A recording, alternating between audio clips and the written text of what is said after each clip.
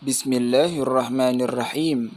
Nawaitu at-ta'alluma wat-ta'lim, tadhakkura wat-tadhkir, wan-naf'a wal-intifa' wal-ifada wal-istifada, wal-hathu ala tamassuki bikitabillahi wa sunnati rasulih, wad-du'a ila al-huda, wad-dalalah ala al-khair, ibtigha'a wajhillah wa mardatihi wa qurbihi wa thawabihi subhanahu wa ta'ala. Assalamualaikum warahmatullahi wabarakatuh. Bismillah, alhamdulillah, wassalatu wassalamu ala rasulillah wa alihi wa man wala wa la hawla wa la quwwata illa billah. Amma ba'du, faqad qala Allah fi kitabil karim wa huwa asdaqul qailin. A'udzu billahi as-sami'ul 'alim minasy syaithanir rajim.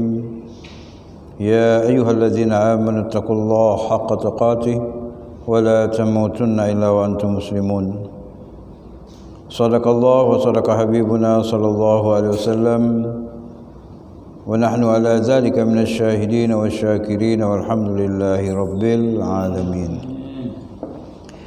Yang saya hormati Ketua Majlis Ta'lim beserta para jemaah, wabil khusus kepada akhina al-fadhil Ustaz Dr. Anas Ahmad Syahuri. Pertama-tama marilah kita panjatkan segala puji hanya bagi Allah Subhanahu wa taala. Salawat dan salam kita sanjungkan ke hariban junjungan kita Nabi Muhammad sallallahu alaihi wasallam.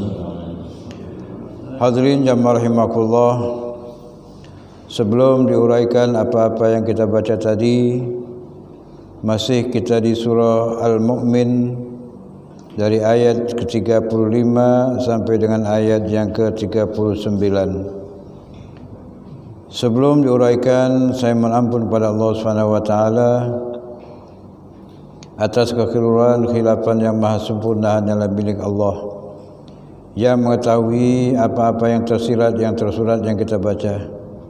Mudah-mudahan Allah mengampuni dosa-dosa kita, memaafkan segala kesalahan kita, dan selalu menunjukkan kita ke jalan yang diridhainya. Amin ya rabbal alamin.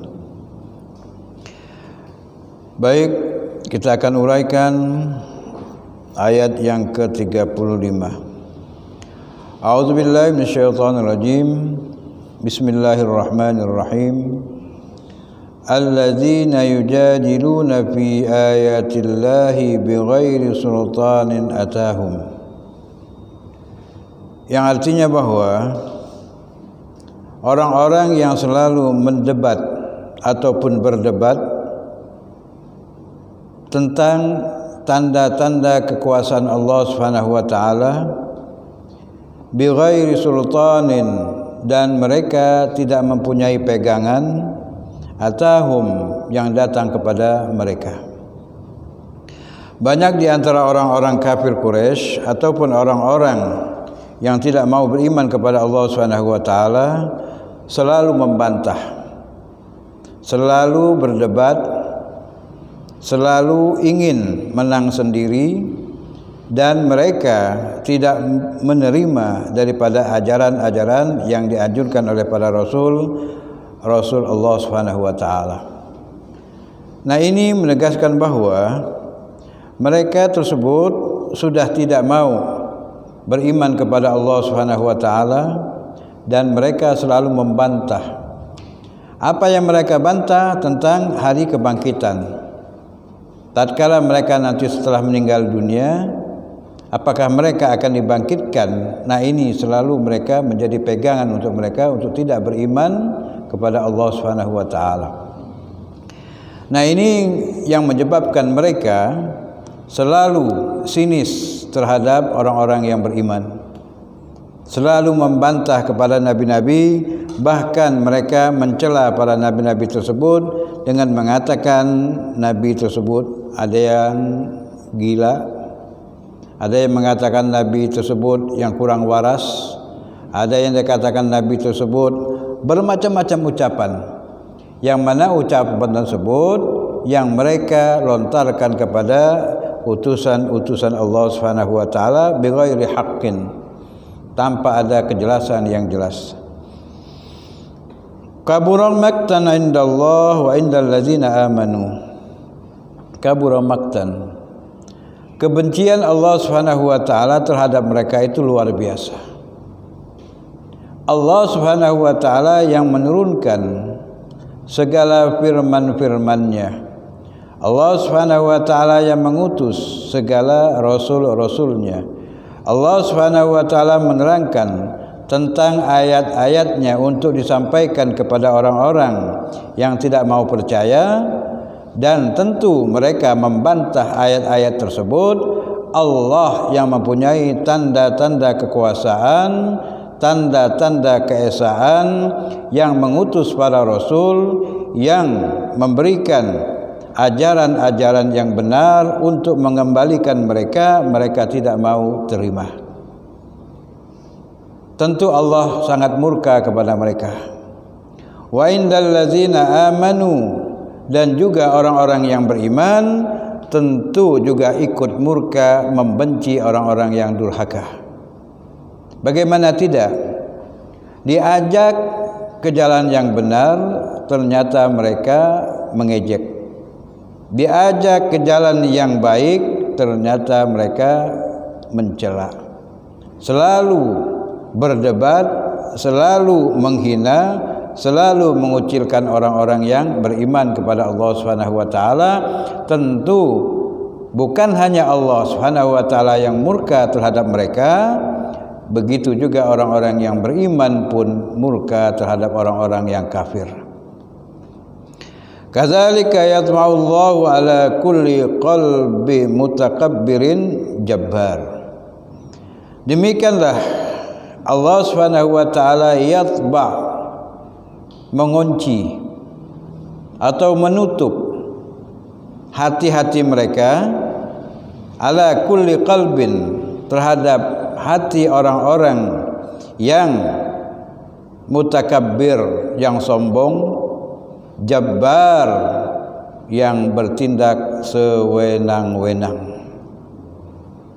Jadi Allah Subhanahu wa taala benci kepada mereka, murka kepada mereka, marah kepada mereka, sekaligus Allah tutup hati mereka, orang-orang yang sombong dan orang-orang yang bertindak sewenang-wenang. Ini ditujukan kepada Fir'aun laknatullah dan juga pengikut-pengikutnya. Baik, di ayat yang ke-36, wa qala Fir'aun ya Haman ibni li sarhan la'alli ablughul asbab. Berkata Fir'aun laknatullah alaih kepada siapa? Kepada perdana menterinya atau orang yang terdekat dengannya yang bernama Haman. Apa yang diucapkan Fir'aun, apa yang diperintahkan oleh Fir'aun kepada Haman? Ibnili, buatkan atau bangunkan untukku apa? Sorhan, gedung yang tinggi. La'alli ablughul asbab, agar kiranya aku akan mencapai pintu-pintu. Perintah Firaun kepada siapa? Kepada Haman untuk membuat suatu bangunan yang tinggi agar dia bisa menaik ke bangunan yang tinggi tersebut sehingga dia akan mencapai pintu-pintu. Pintu apa yang ingin dilihat oleh Firaun? Ketinggian sampai di mana bangunan tersebut yang dibangun oleh Haman, untuk menyatakan bahwa Firaun tersebut berkuasa. Apapun titah dan perintahnya harus diikuti sesuai dengan kehendaknya. Pintu apa yang ingin dilihat oleh Firaun? Di ayat yang ke-37 dikatakan asbabas samawat, pintu-pintu langit. Langit mempunyai pintu pintu langit itulah yang nantinya kata Firaun dia akan masuk, dia akan menemui dan akan langsung berhadapan dengan penghuni-penghuni langit seandainya dia dibangunkan dengan bangunan yang tinggi. Nanti dia akan naik ke atas dan dia akan masuk ke pintu-pintu langit tersebut. Fattali'a, maka dia akan sampai, dia akan melihat ila ilahi Musa. Tentu dia akan bertemu dengan Tuhannya Nabi Musa alaihi salam. Nah, ini sesuatu yang memang tidak masuk akal. Setinggi apapun bangunan yang dibangun oleh Firaun, oleh Haman, tidak akan bisa mencapai langit. Ini menunjukkan bahwa kalau orang tersebut sudah tidak mau menerima kebenaran, apapun dia akan lakukan untuk membuktikan bahwa dialah yang maha kuasa. Padahal Firaun tersebut tidak ada apa-apanya dibandingkan dengan kekuasaan Allah Subhanahu wa taala, sehingga dia berani untuk menyuruh Haman membangun bangunan yang tinggi untuk dia naik ke langit dan menemui pintu-pintu langit, dan dia akan bertemu dengan Tuhannya, yaitu Tuhan Nabi Musa alaihissalam, yaitu Allah Subhanahu wa taala. Wa inni la'adhunnuhu kadhiba. Tetap yang namanya Firaun mengatakan bahwa sesungguhnya aku benar-benar menduga bahwa Musa ini adalah seorang pembohong. Bagaimana nanti kalau aku ketemu dengan Tuhannya Musa? Tetap aku mengatakan Musa ini adalah seorang yang pembohong. Dia bukan nabi, dia bukan rasul, dia hanya seorang penyihir, seorang biasa yang berdusta mengatasnamakan Tuhannya Allah Subhanahu wa taala. Wa kadzalika zuyyina li fir'auna su'u amalihi wa sudda 'anis sabil. Dan demikianlah kata Allah Subhanahu wa taala, Allah memberikan kepada Firaun zuyyina, sesuatu yang bagus, sesuatu yang baik. Kepada siapa? Kepada Firaun. Su'u amalihi, tentang kejelekan-kejelekan amalnya, tentang kejelekan-kejelekan pekerjaannya, tentang kejelekan apa yang dia miliki. Allah Subhanahu wa taala berikan kepada Firaun sesuatu amalan yang dia kerjakan dianggap baik oleh Firaun laknatullah. Jadi apa yang dikerjakan Firaun mengatakan inilah yang terbaik. Walaupun dia sendiri tidak mempunyai kekuasaan apapun, apa yang dia lakukan menganggap dirinya sudah baik. Apabila seorang pemimpin yang sudah menganggap sesuatu apa yang dilakukannya itu baik, dan padahal itu semuanya buruk, dianggap oleh orang lain pun akan menyatakan kebaikan. Ya, kira-kira demikianlah. Kalau ada pemimpin yang ingin melakukan keburukan dan dia mengatakan inilah yang terbaik, yang lain pun akan ikut bahwa yang buruk itu menjadi baik. Wasudda 'anis sabil, dan dia tertutup dari jalan kebenaran, jalan Allah Subhanahu wa taala. Nah, kalau sudah ditutup oleh Allah Subhanahu wa taala jalan kebenaran, tentu tidak ada lain yang dia akan ikuti adalah jalan keburukan-keburukan, jalan-jalan yang batil yang selalu akan menjadikan sebagai acuan mereka bahwa inilah jalan yang benar. Wa ma kaidu fir'auna illa fi tabab. Tiadalah yang namanya tipu daya Firaun. Apa yang dilakukan Firaun, apa yang direncanakan Firaun, illa fi tabab, kecuali dalam kerugian. Bagaimana tidak rugi? Orang yang sudah tertutup hatinya, dia pasti akan rugi.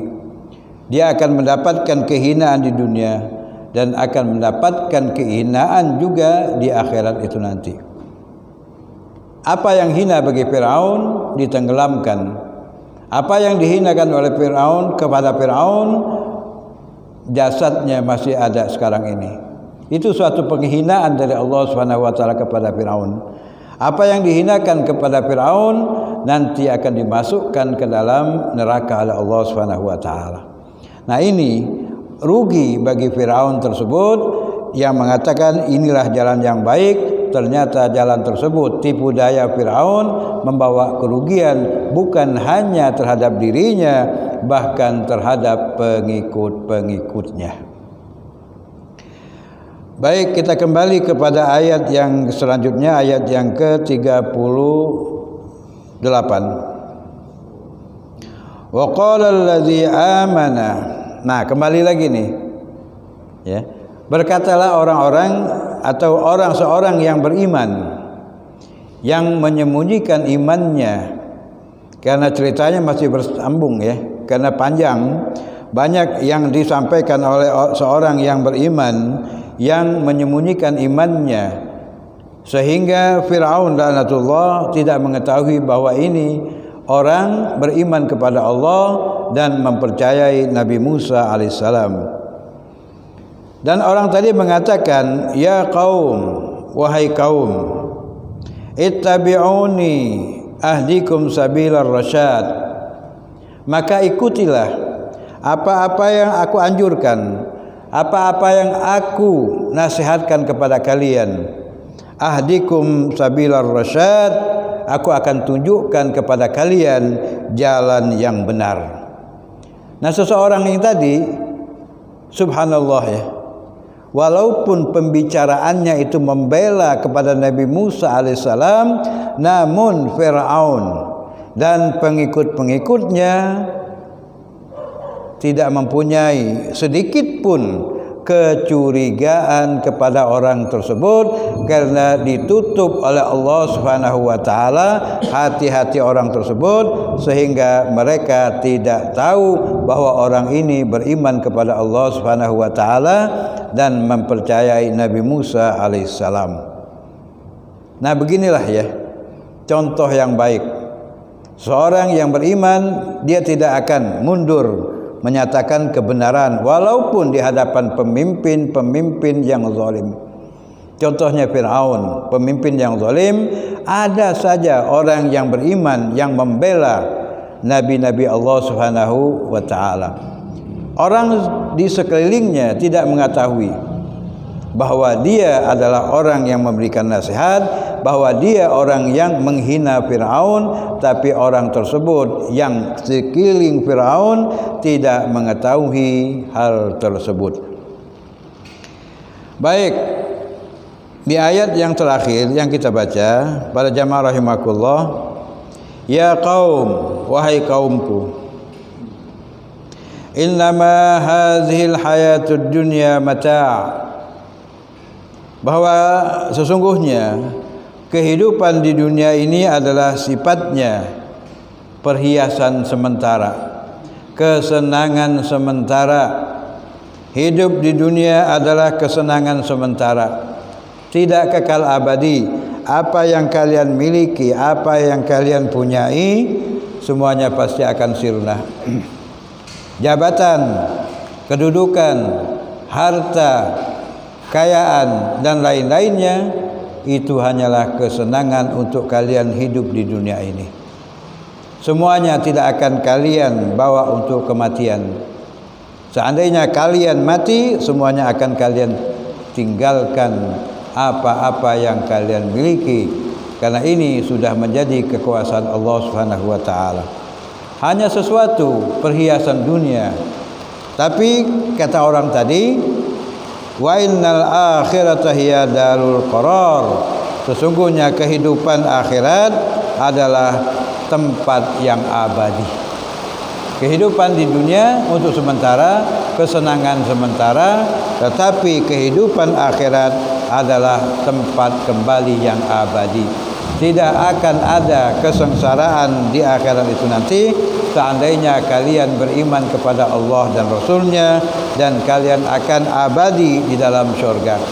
Apabila kalian tidak mau beriman kepada Allah dan Rasulnya, kalian menginginkan kehidupan dunia, tahuilah bahwa kehidupan akhirat itu nanti kalian akan dimasukkan ke dalam api neraka untuk selama-lamanya.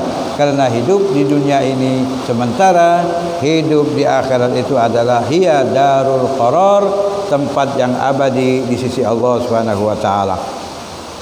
Para jamaah rahimakumullah, apa yang disampaikan oleh hamba Allah yang beriman kepada Allah, yang menyembunyikan keimanannya di hadapan Fir'aun, ini adalah untuk mengajak orang-orang di sekitar Fir'aun kembali kepada jalan Allah Subhanahu wa taala, seperti halnya di zaman Nabi Yusuf alaihissalam, kakek nenek moyang mereka, agar kiranya mereka kembali ke jalan Allah Subhanahu wa taala, kembali kepada jalan agama Nabi Ibrahim alaihissalam, millata Ibrahim hanifa wa ma kana minal musyrikin. Ini saja barangkali para jamaah rahimakumullah yang disampaikan di ayat demi ayat dari surah Al-Mu'min sampai sekarang ini sudah di ayat yang ke-39. Fa insyaallah di malam hari Isnin yang akan datang kita akan lanjutkan kembali. Subhanakallahumma bihamdika asyhadu an la ilaha illa anta astaghfiruka wa atubu ilaik. Walhamdulillahirabbil alamin. Wassalamualaikum warahmatullahi wabarakatuh. Ya Rabbana i'tarafna bi annana i'tarafna wa annana asrafna ala ladha asrafna fatub alaina tauba تغسل كل حوبا واستر لنا العورات وآمن الروعات واغفر لوالدينا ربي ومولودينا والأهل والإخوان وكل ذي محبة أو جيرة أو صحبة والمسلمين أجمع آمين ربي أسمع فضلا وجودا منا لا باكتساب منا بالمصطفى الرسول نعظى بكل سؤل صلى وسلم ربي عليه عد الحب وآله والصحب إذا ذدست صحبي والحمد لله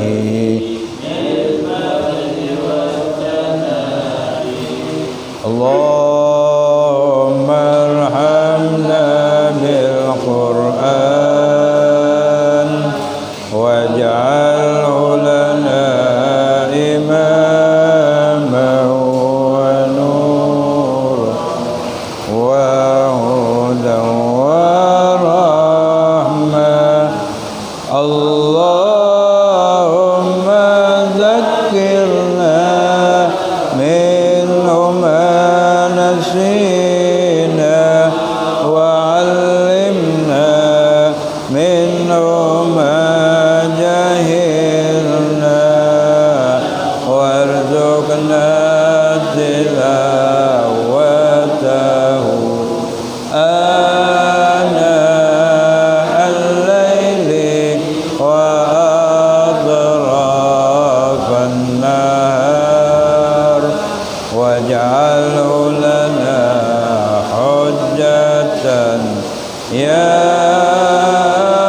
rabbal alamin. Alhamdulillahirabbil alamin.